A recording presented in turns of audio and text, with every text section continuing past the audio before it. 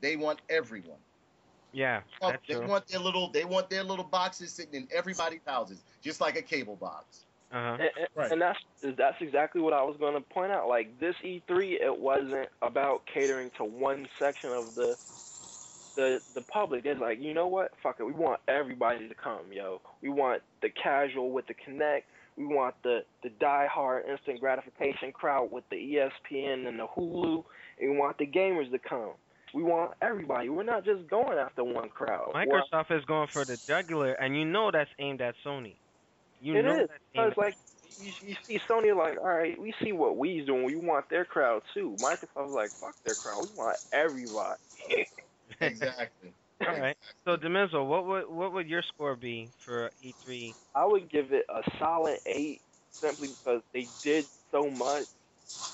And as I said, like parts of their show were like sleep inducing, but parts of it were just incredible because they like we just their whole slogan for this year was like we want everybody, and they showed that they literally want everybody with what they put out. And they have the means to do it.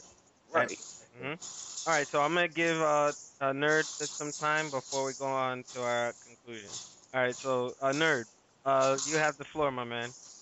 Okay. Now, I felt as though when it came to Microsoft, I'm going to be very honest, and I hate to say this because as I told you before, I have a love hate relationship with Microsoft. I felt as though Microsoft dominated this year's E3. Uh huh. I feel as though they dominated this year's E3 because they just showed everything. They gave you everything. Whatever you wanted to know, they showed you. Whatever you thought or whatever they had up their sleeve, it felt as though they were trying to like even give you the future in certain aspects. Uh huh. Okay. So I was very impressed with Microsoft, and I hate to say it. I hate to say it because I have a love hate relationship for Microsoft. You know, there are certain times I get on Microsoft on Xbox Live, and I'm like, you would think like I'm protesting. You know what I mean? Yeah. But I was impressed with them. I was very impressed.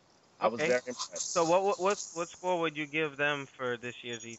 I'm gonna be being very honest, and as much as I hate to say this, I would give them a 9. I was about to say like a 8.5, 9 I ish. give them a 9. I give them a 9 because they totally, to me, I felt as though this E3 was there. They took everything. It's Yeah, that. they covered all areas. Yeah, Although it I felt mean, like it was all over the place, but they covered a lot of ground.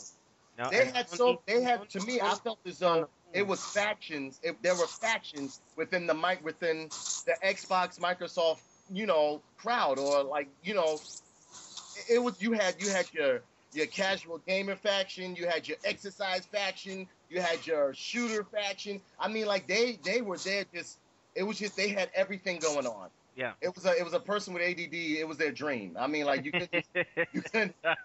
I was like, wow, Microsoft is really like dominating. I mean, like they were forcing it down your throat. Yeah. Okay, and you can feel that if. All right, fans. So we're gonna wrap this portion up, and we'll be back with the conclusion.